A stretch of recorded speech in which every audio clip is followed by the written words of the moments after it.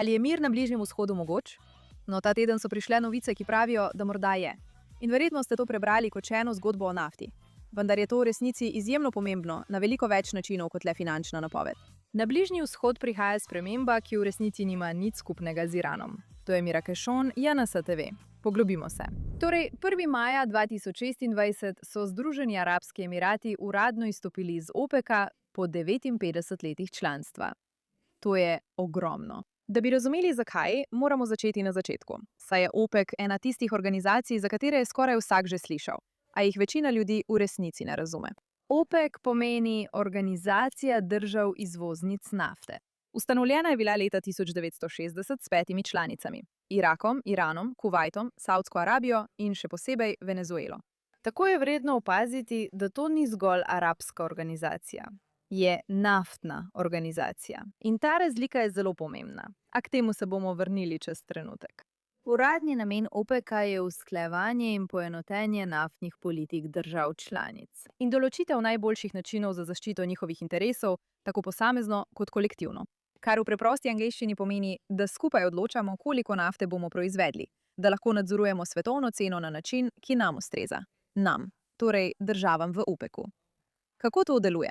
No, nafta je tisto, kar ekonomisti imenujejo blago, material, ki je v bistvu enak, kjerkoli ga kupite, kot pšenica ali zlato. Tako je njena cena določena globalno s ponudbo in povpraševanjem. Če je na trgu veliko nafte, cene padajo. Če je na trgu manj nafte, cene narastejo. Toda nafta ni le vir energije. Je ena izmed najbolj temeljnih surovin v celotnem svetovnem gospodarstvu. Uporablja se v plastiki in gnojilih, farmacevtskih izdelkih ter poganja ladje, ki prevažajo vse izdelke čez oceane. Poganja tovarne, ki izdelujejo vse, kar imate v lasti. In ko cene nafte narastejo, se z njimi zvišajo tudi stroški proizvodnje in prevoza praktično vsega. Porast cen nafte je eden najhitrejših načinov, da vse postane dražje in da se gospodarska rast po vsem svetu hkrati upočasni. Torej, če sedite na ogromnih zalogah te surovine, nafte in plina, imate izjemno moč. A le če vsi sodelujete in se uskladite. Če vsak posamezno črpa toliko, kot želi, je trg preplavljen, cene padejo in vsi zaslužijo manj. To je logika v ozadju OPEC-a. Če proizvajate skupaj, skupaj omejujete, skupaj določate ceno, skupaj ustvarjate dobiček. Njegove ustanovne članice so skupaj nadzorovale približno polovico vse svetovne proizvodnje nafte, kar je pomenilo, da so lahko z dogovorom o zmanjšanju proizvodnje močno vplivale na svetovno ceno. Ogromna pogajalska moč nad celotnim svetovnim gospodarstvom. In ta moč je v rokah kartela. OPEC. Poglejte, ta kartel ni posebej priljubljen pri vseh.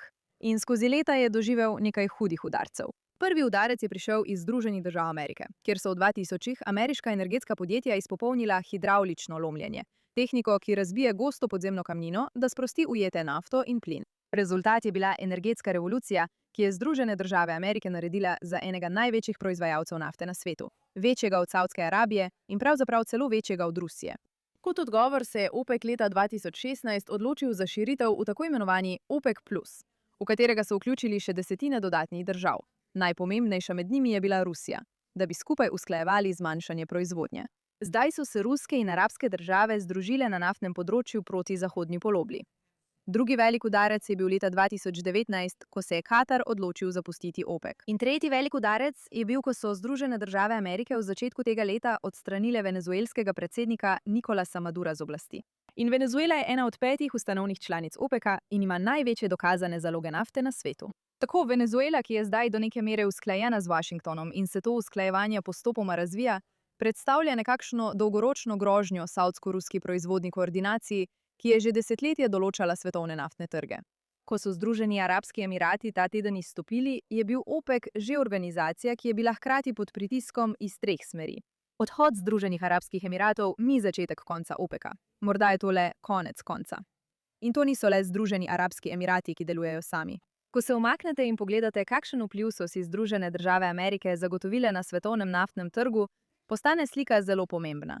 Saj so ZDA že največji proizvajalec nafte na svetu in imajo vse večji vpliv na Venezuelo. In zdaj je ena od njenih najtesnejših arabskih zaveznic, Združeni arabski emirati, prav tako izstopila iz OPEC-a, da bi svojo proizvodno strategijo uskladila z ameriškimi gospodarskimi interesi. Združeni arabski emirati zdaj izstopili so iz OPEC-a. Kaj misliš o tem?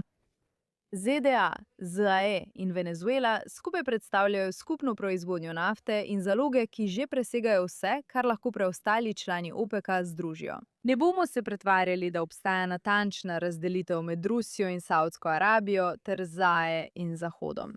Ampak nekaj resnega se spreminja. Trg ostaja nestanoviten in globoko prepleten. Toda prvič po 60 letih prejšnjega stoletja se trendi odločno oddaljujejo od tega kartela, ki nadzoruje cene nafte, in se usmerjajo proti bolj zahodno usmerjenemu energetskemu redu. To je pomembna sprememba, tudi če bo trajalo leta, da se v celoti uresniči. Da pa bi razumeli, zakaj je to pomembno, morate vedeti tudi, da je bil OPEC vedno opisan kot gospodarska organizacija. Večina izrazov, ki smo jih do zdaj uporabljali, je bila finančne narave. Toda že zelo zgodaj je bil pravzaprav uporabljen kot politično orožje.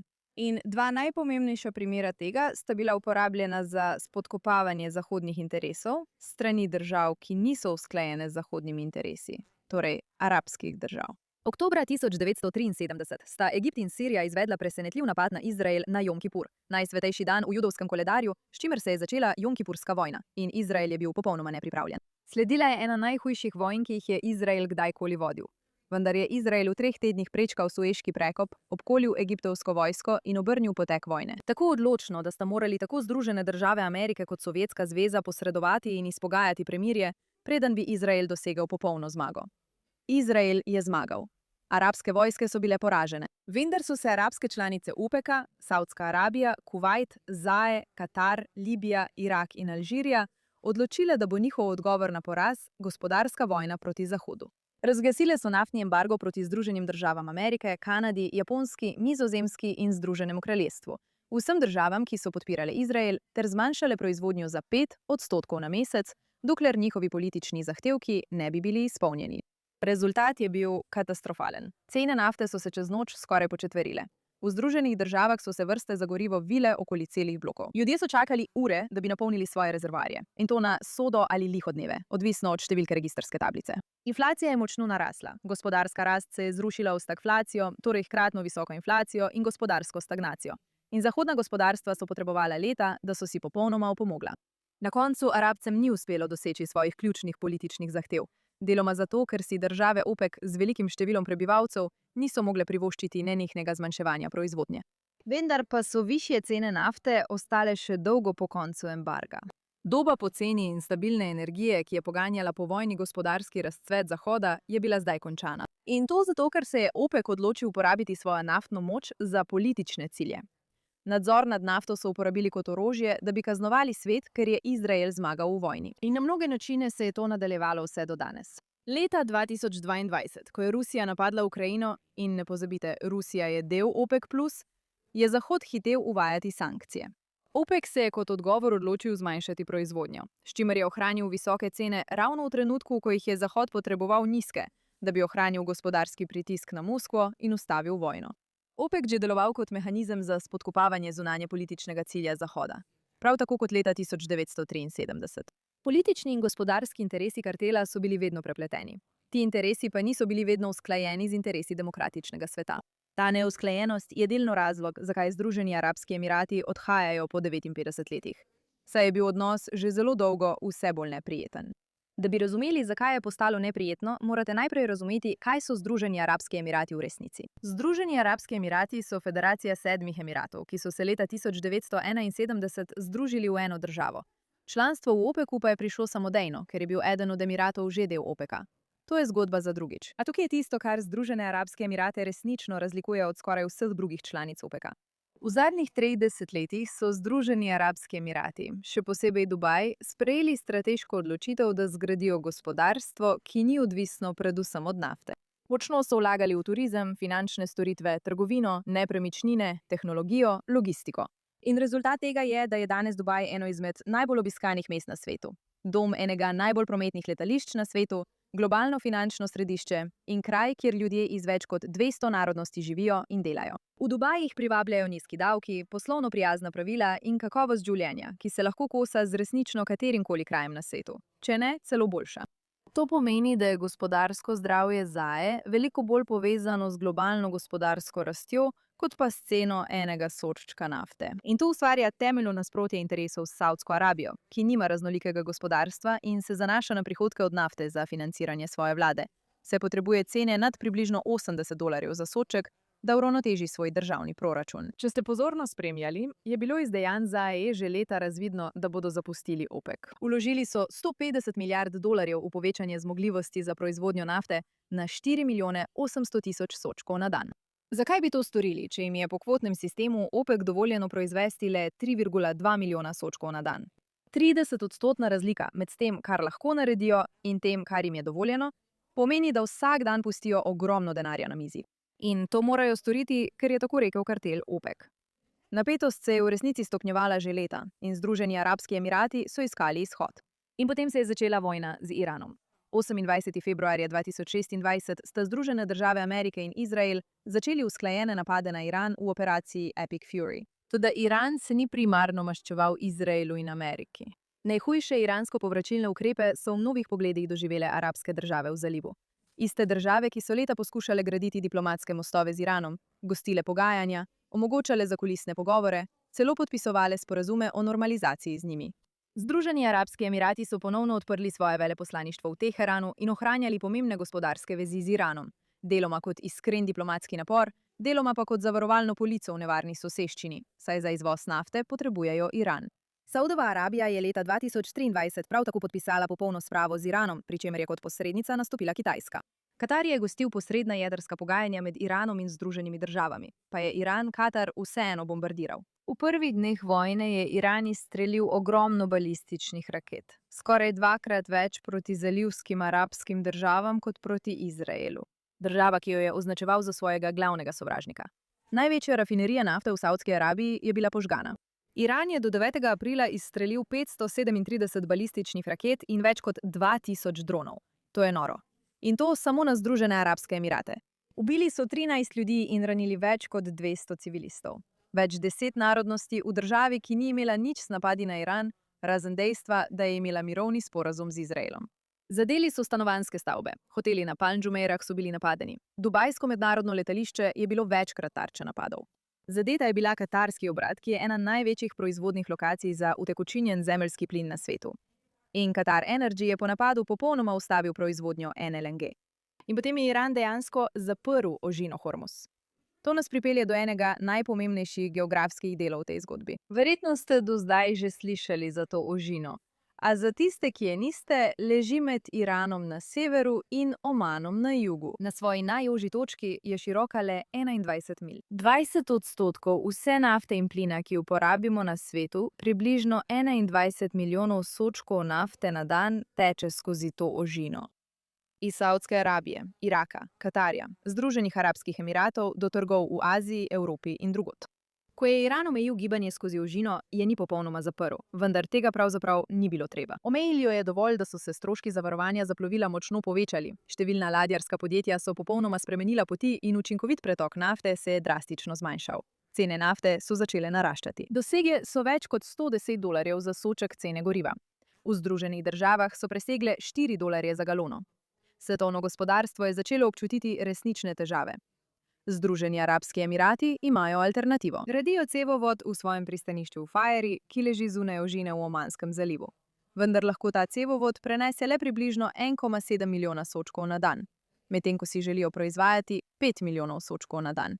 Tako so se Združeni arabski emirati hkrati znašli omejeni na obeh stranih. Na eni strani jim je kartel prepovedal povečanje proizvodnje, na drugi strani pa jim Iran duši izvozne poti.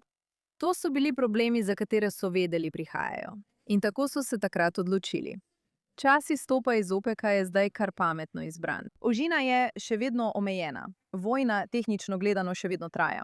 Cene nihajo in nihče ne bo pokazal na Združene arabske emirate kot odgovorne. Kar je pri tem res zanimivo je to, da to ni odločitev, ki bi jo sprejeli glede na trenutno situacijo. Saj to ni kratkoročna odločitev. Pravzaprav je to odločitev, ki jo sprejmeš, ker verjameš, kakšna bo situacija čez 6 mesecev in čez nekaj let. Kaj s tem mislim? Izstop Združenih arabskih emiratov iz OPEC-a je stava. Vendar ni stava na en sam izid. To je stava, da se bo iranski nadzor nad Hormuško ožino končal. Združeni arabski emirati so si ogledali dve najbolj verjetni poti do tega izida. In za konec, dobro so pozicionirani v obeh primerih. Prva pot je, da iranski nadzor nad ožino razpade, bodisi zaradi vojaškega pritiska te vojne, notranjega zloma ali zamenjave režima. V trenutku, ko ta grožnja izgine, se komercialni pomorski promet znova vzpostavi, stroški zavarovanja se normalizirajo in Hormuški koridor se ponovno odpre. V tem scenariju so Združeni arabski emirati pripravljeni takoj preplaviti trg, brez omejitev OPEC-a, ki bi jih zadrževale, in resnično lahko pomagajo gospodarstvu rasti, kot so upali. Druga pot je izpogajan dogovor. Toda tudi takrat, če Islamska republika preživi, je svet začel spoznavati. Vsak večji porabnik energije na svetu se je naučil boleče lekcije, da imeti 20% svetovne oskrbe z nafto. Da gre 20% svetovne oskrbe z nafto skozi ozko grlo, ki ga nadzoruje sovražna sila, je res neumna ideja. Evropa, Azija, Združene države, vsi iščejo alternative in jih že uvajajo. Ustvarili bodo vire oskrbe, ki preprosto ne bodo odvisni od iranske dobre volje. Združeni arabski emirati s svojo že delujočo terminalom zunaj ožine in s proizvodnimi zmogljivostmi, pripravljenimi na povečanje, iščejo te alternative. In razumejo, da je to nekaj, kar bodo morali storiti in kar bodo lahko uporabili. Njihova pripravljenost, da zapustijo OPEC, vam pove, da verjamejo, da prihaja nova doba in nameravajo določiti, kako bo ta videti. To je prav tako še pomembneje geopolitična izjava in ne le ekonomska odločitev. Da bi razumeli, kaj Združeni arabski emirati sporočajo, si oglejte zaporedje odločitev, ki so jih sprejeli v zadnjih 6 letih. Saj vsaka temelji na prejšnji in vse kažejo v isto smer. Leta 2020 so Združeni arabski emirati podpisali Abrahamove sporazume, dogovor o normalizaciji odnosov z Izraelom. Bili so prva zalivska država, ki je to storila. In to ni bilo zato, ker bi jih Amerika res prisilila, ampak zato, ker so strateško ocenili, da je odnos z Izraelom v njihovem nacionalnem interesu. Dostop do izraelske tehnologije, obveščevalnih podatkov, obrambnih sistemov in neposrednega kanala do Washingtona, kakršnega ni imela nobena druga arabska država na enak način. Na Izrael so gledali kot na partnerja, ne kot na sovražnika. In to so javno povedali, tudi če zaradi tega niso bili preveč priljubljeni pri svojih arabskih sosedih. Ko jih je Iran bombardiral, se Združeni arabski emirati niso umaknili. Iranu se niso opravičili, kot smo vajeni videti. Niti niso poskušali obnoviti odnosa. Še bolj so okrepili svoje stališče. In zdaj, 3 mesece po začetku vojne, ko vemo, da je Izrael Združenim arabskim emiratom dal obrambne sisteme, so izstopili iz organizacije, katere ustanovna članica je Iran. Organizacije, ki je bila leta 1973 uporabljena za kaznovanje sveta, ker je Izrael zmagal v vojni. Organizacija, katere sistem kvot je omejeval njihovo gospodarstvo, medtem ko je Iran dušil njihove izvozne poti. Iran naj bi bil njihov zaveznik. In če OPEC ne temelji na zavezništvu in skupnem usklajevanju cen nafte, kakšen je sploh smisel biti tam? Abrahamovi sporazumi, odziv na iransko agresijo in zdaj še izstop iz OPEC-a. To niso različne odločitve. To je ena odločitev, ki jo večkrat sprejemajo v različnih oblikah. O tem, v katero smer se Združeni arabski emirati odločajo obrniti. Proti Združenim državam Amerike, proti Izraelu, proti gospodarski liberalizaciji, proti prihodnosti in stran od arabske solidarnosti, stran od protiizraelskega bloka, stran od iranskega vpliva in stran od OPEC-a. Ampak ta zgodba ni povsem brez zapletov. Obstaja bolj zapletena dimenzija, ki je zgolj optimističen pogled ne more zajeti v celoti. Odhod Združenih arabskih emiratov iz OPEC-a ni le prekinitev vezi z iranskim vplivom. Je tudi očitna in namerna prekinitev odnosov s Saudsko Arabijo. In odnos med tema dvema državama, ki je bil desetletja temelj stabilnosti v zalivu, je zdaj resno na preizkušnji, kar ima precej pomembne in še ne povsem predvidljive posledice. Vsak dodaten sodček nafte, ki ga črpajo Združeni arabski emirati, nekoliko zniža svetovno ceno. Nižja cena pa neposredno škoduje sposobnosti Saudske Arabije, da uravnoteži svoj proračun. Z izstopom iz OPEC-a in zavezo, da bodo črpali s polno zmogljivostjo, Združeni arabski emirati sporočajo: vašo proračunsko situacijo bomo še otežili. In vse to se dogaja, medtem ko se Saudska Arabija že zdaj finančno spopada s težavami in se vse bolj nagiba h katarskemu načinu razmišljanja, če razumete, kaj mislim. Širše strateško razhajanje tukaj je resnično. Združeni arabski emirati sprejemajo ukrepe Abrahamovi sporazumi, poglabljanje odnosov z Washingtonom in zdaj OPEC, kar predstavlja vse bolj neodvisno zunanjo politiko, ki ne poteka več prek arabskih držav, tako kot je zalivska zunanja politika tradicionalno potekala. O tej razprtiji smo poročali v oddaji JNS TV že pred meseci. To še ni kriza, vendar se napetosti povečujejo. In to je velik odmik od islamističnih gibanj, s katerimi se je Saudska Arabija počasi povezovala. Poglejte, to še ni prava kriza, vendar se zaostruje. In to je le še en velik odmik arabske države od islamističnih gibanj, s katerimi se je Saudska Arabija sama počasi povezovala. Desetletja je zahodni svet, še posebej zaporedne ameriške administracije, deloval v prepričanju, da je Bližnji vzhod enoten blok, ki ga predvsem določa nasprotovanje Izraelu. In cena, ki bi jo katerakoli arabska država plačala za sodelovanje z Izraelom, bi bila politična izolacija in regionalna izobčenost. Na podlagi tega prepričanja je ameriška politika od Izraela zahtevala popuščanja glede ozemlja, naselbin in pogajanj kot ceno za pridobitev tako imenovane arabske naklonjenosti. Kot da bi bila arabska naklonjenost ena sama stvar, ki bi jo lahko dobili iz enega samega vira. Združeni arabski emirati so dokazali, da je ta okvir nekoliko napačen. Arabski svet ni monolit. Je zbirka suverenih držav s popolnoma različnimi gospodarstvi, voditelji, nacionalnimi interesi in vizijami za svojo prihodnost. In nekatere od teh držav, tiste, ki dejansko uspevajo, privabljajo naložbe, gradijo nekaj, so se odločile, da je njihova prihodnost bolj podobna partnerstvu z Izraelom in Ameriko, kot pa solidarnosti z Islamsko republiko. Abrahamovi sporazumi so bili en dokaz za to. Vedenje Združenih arabskih emiratov med vojno z Iranom je bilo drugo. Izhod iz OPEC-a pa je tretji. In na nek način je to najbolj sistemsko, saj predstavlja temeljito preusmeritev gospodarskih interesov, ne le diplomatskega dogovora, ki bi ga lahko prihodnje vlade teoretično razveljavile. Ali bodo druge arabske države sledile tej poti, ostaja resnično negotovo. Regionalna dinamika je spremenljiva in vsaka država presoja drugače. Toda Združeni arabski emirati kažejo, da obstaja pot in da deluje. Poglejte, ne pretvarjamo se. Združeni arabski emirati in ameriške oziroma zahodne vrednote niso nenadoma postali najboljši prijatelji. Poskušajo spodnesti Saudsko Arabijo. To ni tisto, kar se v resnici dogaja.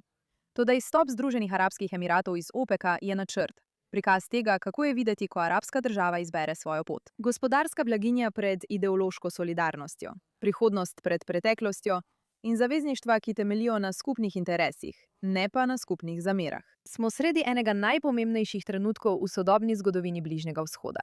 Vojna z Iranom, premirje, jedrska pogajanja, ožina Hormuz. Vse to se dogaja hkrati. In lahko se zdi, kot da je regija v prostem padu in nihče ne ve, kje bo pristala. Toda, ko pogledam, kaj je ta teden naredil Združeni arabski emirati, država, ki jo je bombardiral Iran, ki si je izbrala Izrael za partnerja, ko to ni bilo priljubljeno, ki je iz puščave in ambicij zgradila eno najbolj dinamičnih gospodarstev na svetu. In ki je pravkar izstopila iz 59 let starega naftnega kartela, ki je bil dobesedno ustanovljen tudi zato, da kaznuje pravico Izraela do obstoja. Vidim državo, ki točno ve, kam gre. Državo, ki je pogledala na stari red in se odločila, da ima nekaj boljšega za ponuditi. In je zdaj pripravljena v celoti podpreti to odločitev s svojo gospodarsko močjo. Kaj torej želim povedati? Pogosto me vprašajo, ali je mir na Bližnjem vzhodu mogoč. In mislim, da je iskren odgovor, da ne, na utopičen način. Ne, dokler ga nadzorujejo islamistični skrajneži. Obstaja pa možnost za bolj miroljubna gospodarstva. Države se lahko povežejo in naredijo vojno manj smiselno. Združeni arabski emirati so morda primer tega. In to povem previdno, ker če je njihova ideologija na koncu resnično ukoreninjena v islamističnem prepričanju, je vse to le fasada. A pokazali so, da so veliko bolj usklajeni z našim delom sveta kot s svojimi islamističnimi sosedi. In odgovor, ki ga pišejo, je tak, kjer arabske države uspevajo z gradnjo in ne z oboroževanjem, s sodelovanjem z drugimi državami namesto bojkotiranja, s soočanjem s prihodnostjo in ne s poskušanjem živeti v preteklosti. Na to je vredno biti pozoren in glede tega morda celo gojiti upanje. Če ste v zadnjih nekaj mesecih odprli novice, ste videli samo teme o Bližnjem vzhodu. Vojna z Iranom, Združeni arabski emirati, Katar itd. itd. In morda ste se spraševali, zakaj je temu tako. No, odgovor je preprost. Strateška lega Bližnjega vzhoda resnično povezuje vse druge geopolitične dejavnike, ki se dogajajo po svetu. In čeprav so ti naslovi povezani z nafto in financami, govorijo tudi o nečem veliko, veliko večjem. Da Bližnji vzhod postane mirno območje, ni le utopična teorija. To je bistvenega pomena za celotno svetovno gospodarstvo. In ko gremo naprej, vedno bolj ugotavljamo, da gre za iskanje pravih akterjev, jim dati prave spodbude, da poskušajo ustvariti veliko bolj stabilen svet. Seveda z islamskimi terorističnimi organizacijami tega ne moreš storiti. Toda z drugimi državami, kot so ZAEE, se morda obeta sprememba. In to je pokazatelj, kako bi lahko izgledala prihodnost. Ko se Izrael postavi ne le kot judovska država, ampak kot gospodarska trdnjava, kraj stabilnosti, kraj, kjer trgovanje deluje in gospodarstvo lahko uspeva. Glede na to, kar se dogaja na Bližnjem vzhodu, je to nekaj, kar ima potencial, da se razširi. Nisem optimistična brez razloga. In ponovno, nisem obsedena s tem, da bi zaupali islamističnim državam. Mislim, da to verjetno ni najbolj pametna strategija. Vendar je vredno omeniti, da ko so države na določen način spodbujene in se znamo na to odzvati, potem se morda lahko kaj spremeni. Sem Ira K. in se vidimo naslednjič.